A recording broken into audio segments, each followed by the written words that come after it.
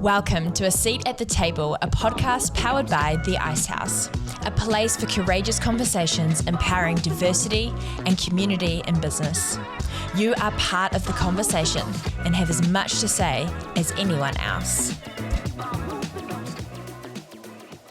Felicity Hill, Director at Frank Accounting, Business Advisor, Chartered Accountant, passionate about supporting businesses and truly getting to know clients through meaningful relationships. Leader, mother, and inspiring business owner. And by the way, I'm proud to say, an Ice House Owner-Manager Program alumni. Welcome, Felicity. Thank you. Yay, thank you for being here. We like to start this podcast with quite an open question. Answer it how you want. Who is Felicity? What are you passionate about and what fills your tank? Sure. So, Felicity, I'm a mother, always a mother first, a wife, a business owner, a chartered accountant, a lover of French bulldogs and chili margaritas. What an intro. What am I passionate about? My clients, probably the SME business market, and seeing what they can bring to the wider economy, what they do for their teams and their staff. Just generally that owner-managed business. I'm really passionate about what they do. Has it always been the case, or did it start going, how was it owner-manager that you were like, this is my sweet spot, this is where I like to be? I was very lucky. I started an amazing firm in Wellington, and that was their sweet spot. And from day one, I really enjoyed it. I then went into bigger firms and more corporate, and that just didn't really float my boat, if I'm entirely honest. Dealing with someone who the advice you're giving really impacts their day-to-day and their family and their goals, that's the bit that I really, really enjoyed. So probably it has always been there, just worked it out by taking a few different routes along the way. Totally. And maybe in terms of context, and you probably already answered this question, but is there anything else about your career journey, and what it's been like, and how it's led you to now as a director of Frank Accounting that you want to share? Yeah, my career has probably been pretty linear. Growing up through accounting firms, I never went out and did the commercial.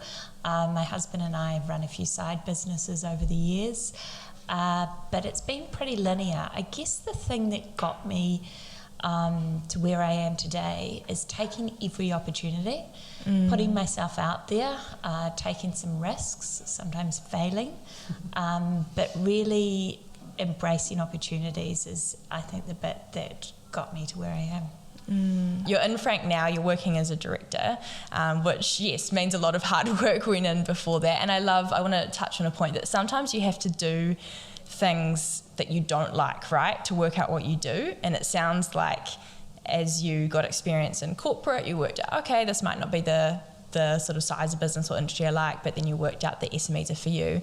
Yeah. Frank are very much focused on the SME business owner, the highs and lows of what that looks like, right? Yes. So it sounds like you've found your groove, which is very cool. I've found where I'm meant to be, absolutely. It's an exceptional firm to be part of, and very, very lucky to be here. Yeah, very cool. Another sort of take on high and low, I guess, in your career, what has been a mountaintop moment for you personally, and then also on the other side of that, like a deep valley challenge? Sure. There've actually been quite a few mountaintops. My career to date has been really cool. Like, I bounce out of bed in the morning to come to work. Wow. I really enjoy it. I think probably the biggest mountaintop is becoming a director of a firm. It's actually something I wanted to do since I was a little girl, and I know that's a bit odd, but it's always something I wanted to do. So achieving that was pretty exceptional for me. Yeah.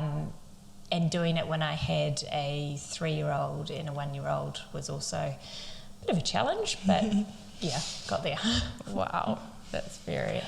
In terms of deep valley moment, there's one that stands out, and that is leaving the firm that I founded this time last year. And that was like my third child.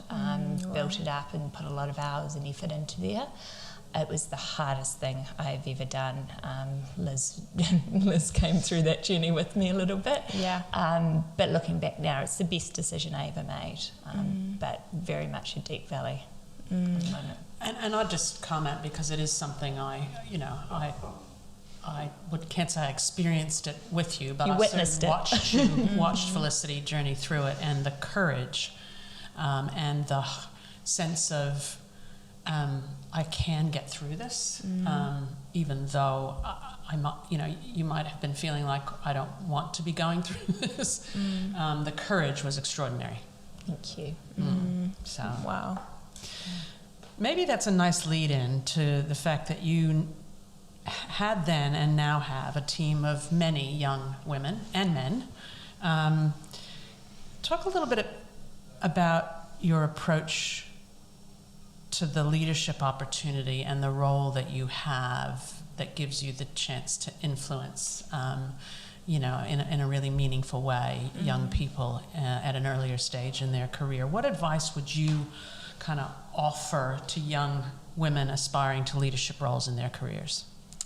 I mean, there's quite a few things that I would say to women, having been through that career in a particularly male-dominated industry.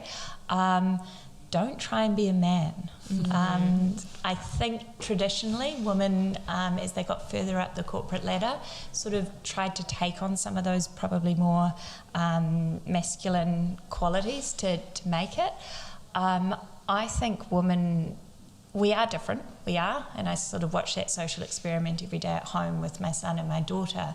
We think differently, we approach things differently, and I see a real strength in the different ideas, and when we bring those to the table, the opportunities and the outcomes are amazing. So I think don't try and be a man.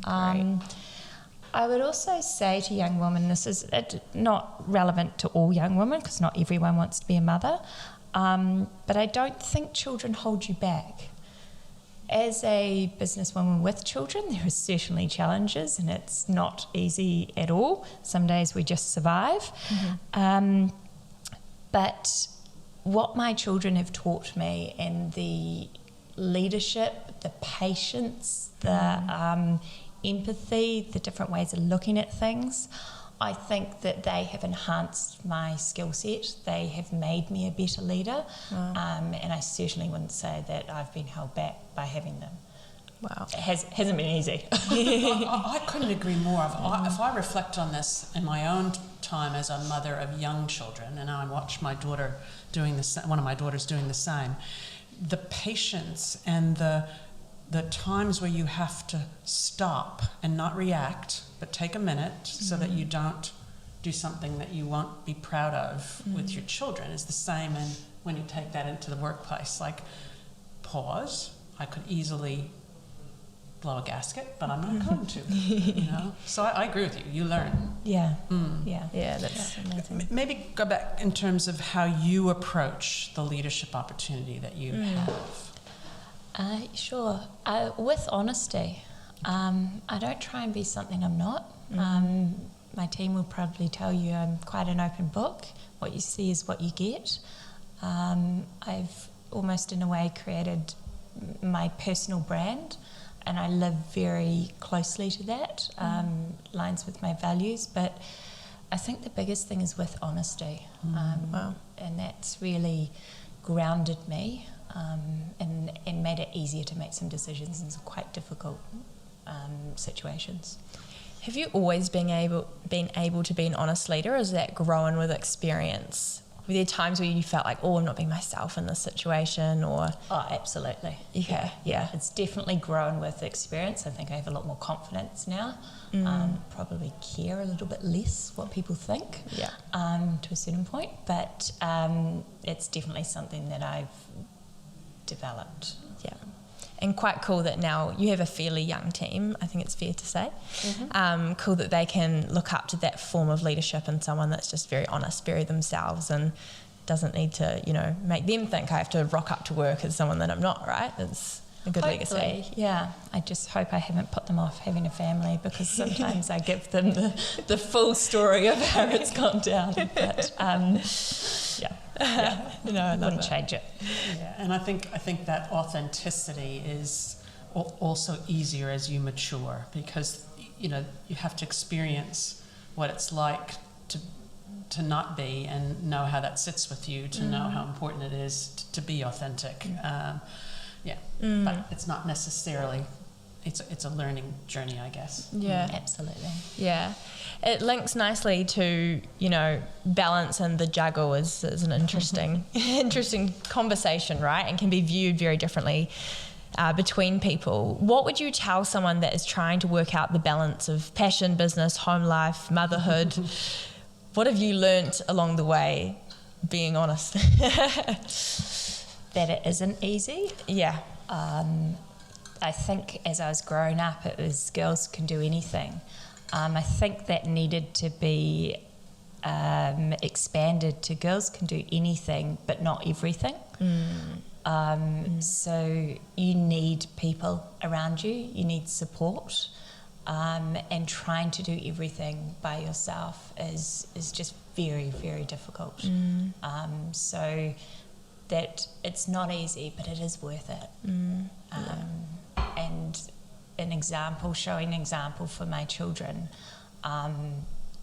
that mum can do this as well as turn up at sports. That makes it worth it for me. That's very cool. I think well-being and resilience, particularly in the world that you live in with owner-managers of small to medium-sized businesses, has always been important. But I think the last 3 years has really thrown it into relief, brought it to the kind of the fore for all of us. Do you have any practical strategies or things that you do to maintain well-being as a leader and director of a business? Yeah, I do. I think the underlying part of it is simplicity is key. I have a lot going on. I mean, most people do. I'm not up at 5 a.m. drinking green juice and meditating. That doesn't work in my world. I'm trying to get people to find their shoes as we walk out the door. So simplicity is key. That might be walking for 30 minutes. I've got an absolute eyesore in our lounge of a stationary bike, but I can sit on that while Claude reads me her story or Freddie's explaining his day. I can still be part of the family and still get some exercise in, which to me, just that even low energy exercise, that is a huge part of my wellness. I found when that dropped off, everything else started to unravel. That's so interesting, and so important that to keep it at the forefront of our day, and to know what works for us as leaders to keep our mental health in check. It's really good, and it's it's what works for you, not a prescription that might work for someone else. As we try and look at how people manage this and maintain their well-being and their resilience, it's not a one-size-fits-all. Absolutely not. No, it's not. And you need to work out what works for you. Yeah. Was that a journey, and has it changed since having kids, looking different to maybe before then, or? Oh, absolutely. I've tried all sorts of things in terms of gym classes, and to be fair, I haven't really done extreme diets. I like food too much, I think. But I've looked at sort of from afar what other people have done and thought I might try that. But at the end of the day, I just need something that's quite simple, something that can fit into my day, and that doesn't require a huge amount of effort. Otherwise, it doesn't work. I love it. Love the honesty. You said before, the reality is you work in an industry that can be quite male-dominated. A seat at the table is what this podcast is called, but it's a phrase that's often associated with, diversity. What does it mean to you, and how have you worked to create opportunities for yourself and for other people? What it means to me is having diversity at the table I see takes a business so much further than having sort of one type of person around the table. And it's just that different way of thinking, and as I said before, bringing those ideas together. I just see that as hugely important. Sadly, I've had to push for most of my career to have a seat at the table, which probably still frustrates me in some ways. But I think for now, sort of where I am now, it makes me even more determined to not sort of pull the ladder up from behind me, but to open the door and to make sure that other people get a chance. I don't know all the answers. I certainly don't have all the answers, and having different viewpoints and different experiences around the table is not only creates better business opportunities, but is a far more enriching experience and sort of journey. Yeah, amazing. It's funny, I think I've heard you, say this, and I've certainly heard others, as we've done these podcasts, express a view that, it's worth reflecting when we didn't have a seat at the table, why not? And is there anything, that kind of concept which we're all familiar with around, look in the mirror before you look out the window? Was there something I did that meant I didn't get the seat at the table versus it was someone else's fault? Because often it is not, anything we did, but sometimes it is. And we have to think about that. Yeah, totally. It's cool you've got such an opportunity now, like you said, to sort of have a bit of say of who sits at the table and to make sure it's diverse in thought. And I think that's amazing that now you have that influence, it's pretty cool. And I cannot wait to see what my children and their generation and what that looks like, because their thinking is just so much better than my generation. So looking forward and what we've got to look forward to, it's pretty exciting. Yeah. Are you noticing a shift, like even with the generation you're working with now? Do you notice a shift when it comes to that sort of inclusive thinking? Yes. Yeah. In what way? They don't have the I guess almost the baggage that sort of previous generations. I mean, they're so removed, I guess, and don't want to take a shot at them because I love my parents dearly who fit into this situation, but the boomers, they're quite far removed. Their parents don't sit there, so that thinking is evolving and changing. And I think as you get sort of each generation coming through, they're sort of further removed from the idea of just one of them, that the woman's place is in the home and the men go to work. Yeah, totally. Yeah, right. I get it for sure. So maybe that's a nice lead into what can businesses do to empower women in leadership or business better from your point of view? I think it's just about embracing women and not, I think I said earlier, kind of not trying to turn them into something they're not. I think there is some stereotypical thinking that just needs to be completely removed. And I remember at some of the previous firms that I've been at, where dad's going off to support the children at cross country that day, and everyone's kind of congratulating and patting him on the back on his way out. But when the mother does it, it's a bit, or did it back then, she kind of slunk out because she didn't want to be seen as sort of slacking off. And I think those difference of how we treat people. So I think embracing women and all that we stand for and our strengths. And I think the other thing is loudly supporting women. I think women are their own biggest critics, and so letting them know when they've done a good job and letting everyone else know, I think is going a big way to sort of getting rid of that doubt that we often have in our own minds. I mean, you talk about the scenario where a woman looks at a job description, she can't do two things, so she won't apply. and this is very generalistic, obviously, so not everyone's like this. A man looks at it, he can do the two, so he does apply. I just think if we can loudly support each other, then we can start to sort of break down some of those inner critics.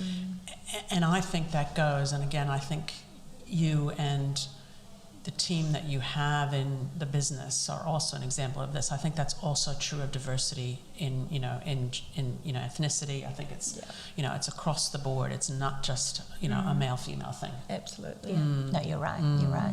Yeah, that's really cool. Do you have any women in leadership that you look up to? And if so, why? Why do you look up to them? I do. And to be fair, most of them are in my client base that I admire. And I look up to them because they operate with such honesty, such huge work ethic. They're all highly intelligent. They run very successful businesses. And they're calculated risk takers. They're not silly risk takers. And I think that's probably one of the qualities that I admire the most, is how they look at all the information, go out and research. They're never scared to say that they don't know anything, and sort of make sure they've got all the facts, and then they take that risk, but it's a calculated one. For you, I'm just interested to know, it's so obvious you love your client base and you love the people you work with. What is it most about your job that just absolutely fills your tank? Seeing my clients achieve and seeing them achieve their goals. So it's all about the people for me. Numbers sort of is why I started, but people have kept me here. Yeah. And their goals might be that they want to work 20 hours a week so they can spend more time with family. It might be that they want to diversify their business to do more good in the world. And just seeing people achieve their goals and being sort of part of that journey with them is something that fulfills me daily. Yeah, absolutely. And I feel like a lot of your client base are kind of unsung heroes a little bit, like they go about their work to the world and it's such incredible things, and it's, I don't know, I just feel like the SMEs in general can be those beautiful unsung heroes where they're just doing such incredible things, right? Sometimes not sharing it loud and proud, but they're just working on some amazing things behind the scenes. So it must be cool to have a sort of behind the scenes look into that world, right? It is. And they are epic people. I think New Zealand Police came out a few years ago with better work stories. And I think, we're bound by confidentiality, but if we could share our work stories loud and proud, I think the rest of New Zealand would be really proud as well. It made me look, because I had a communication that came from another alumni business today, and there was a quote in it which I think gets to the core of some of the other things that, when we look at the people that we admire in terms of leadership, and again, often it is women, but not always in the world of SMEs. But, the quote was, "Humility is the bastion of the generous person. Humility in action is so powerful, yet often unheralded as a trait." And I think that characterizes so many of the people that, you work with, and what makes them, there's a humility, that's just inherent in who they are, and it's pretty cool. Yeah, so cool. Yeah, it is. Anyway. I think it's a cool transition to talk about the amazing scholarship opportunity that Frank and the Ice House are working together on. Can you tell us about the Frank Scholarship and partnership with the Ice House, specifically for women in business, what the opportunity is and why it's important to you? Sure. So we've specifically chosen this for women, and I don't think we'll stop there, but let's start there. Yeah, love it. Because it's something that's close to my heart. It took me a while to agree to go in the OMP, and when I did go, I was very lucky. There were 4 women on my program, but that's probably quite high. So I got a huge amount out of OMP, and I think it led me to Frank, to be honest, because the program gave me the support and it gave me the confidence to make the decision. Awesome. So I want other women we want other women to have that opportunity, which is why we've chosen this first one for women. But so it's a financial scholarship to go towards the OMP program with the Ice House. Amazing. Yeah. Awesome. And so that's $5,000 towards the owner manager program for the Ice House for a woman in business. Yes. Awesome. And so that's an SME owner manager. What an amazing opportunity and what a great place to start. Thank you so much for that partnership. And wanting to tell listeners that are listening to this podcast that this is an incredible opportunity. So in the copy, in the show notes, there'll be a way that they can apply, and really encourage those listening, if you've got that feeling of, oh, maybe this is me, and want to have a life-changing experience, then to apply for that scholarship, thanks to Frank. Yeah, and I'd say even if you don't think it's you, apply, because for me, Brilliant. Yeah, I think great. I didn't know, and to be fair, I was probably a little bit arrogant going into OMP because I advised businesses on a day-to-day and wasn't quite sure what I got out of it. But it did give me a light bulb moment to realise that I wasn't going to achieve what I wanted where I was. And as I said, gave me the support and confidence. And my business partners had similar light bulb moments, the fact that they've gone through OMP as well. Yeah. Greg realised that he didn't want to go it alone anymore and he wanted some business partners. So OMP program's been hugely instrumental in getting our firm to where it is.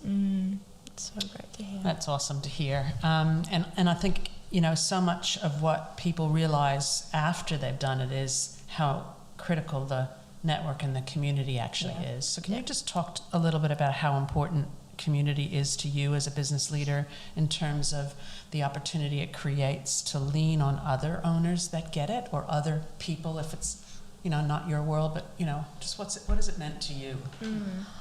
Community, I think, has kept me in my profession. It has, I think I said earlier, enriched my journey.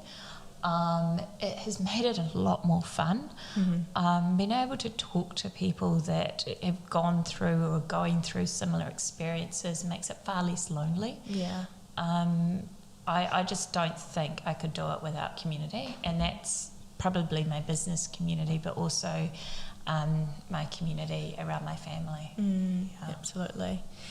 There's something about sort of women in business communities as well. We did a live event for this podcast to set the table in March, and there was such a buzz in that room, right, of business owners, business leaders, women that are just passionate about doing good in the world and coming together and supporting each other. And there was just something about that event. And I think male, female, if you find your people, right, there's something so special about finding your tribe, your people that get it, that you can do life with, the good, bad, the ugly, the in-between. Yeah, it's invaluable. And it's hard sometimes to admit that, because we're not alone, but sometimes it can be lonely. You can have people all around you who and yet still feel very lonely sometimes, not because you don't have your people, but just because you sometimes don't lean into that with an acceptance that you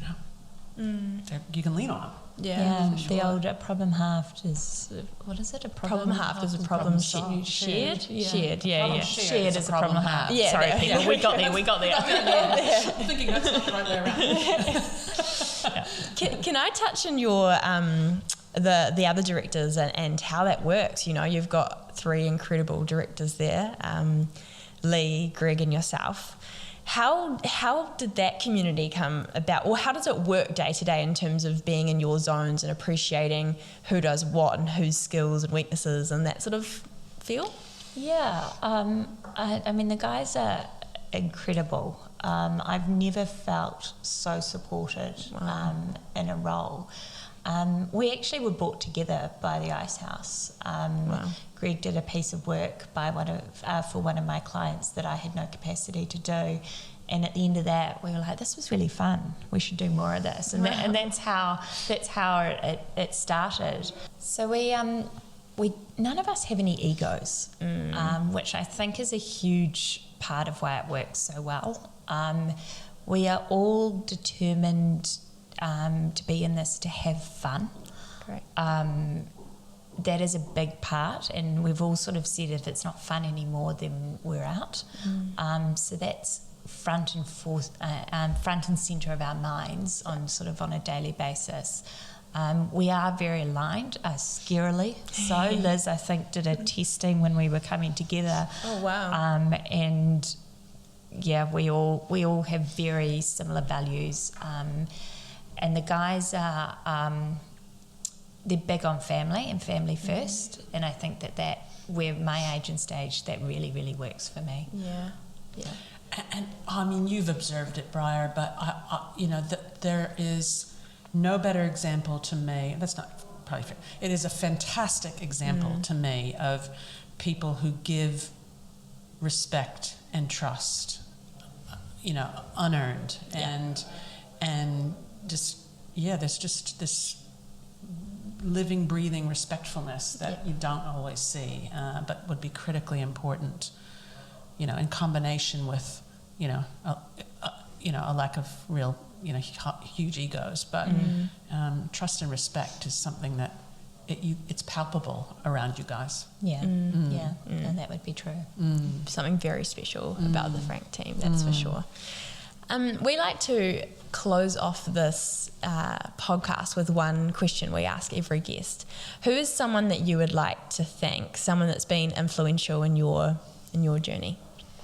I don't think I could go past my husband. My husband, Nick, who has seen the good, the bad and the ugly, his approach to life, his support, his calm nature, have all contributed to me being the mother and the businesswoman that I am. He's incredible. I married very well, I'd have to say. But he's my absolute rock, my number one supporter. It makes the bad days a whole lot easier coming home to him. So it'd be Nick, so thank you. What a way to pretty finish. cool. That's very cool.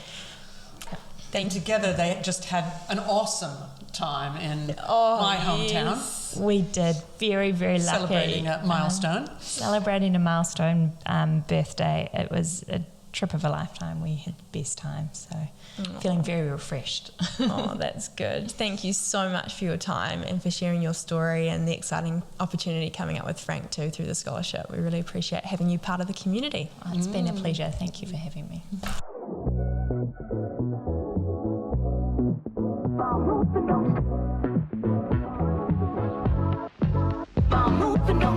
If you haven't already, check out Season 1 to hear similar business and leadership stories empowering diversity and community. See you next month.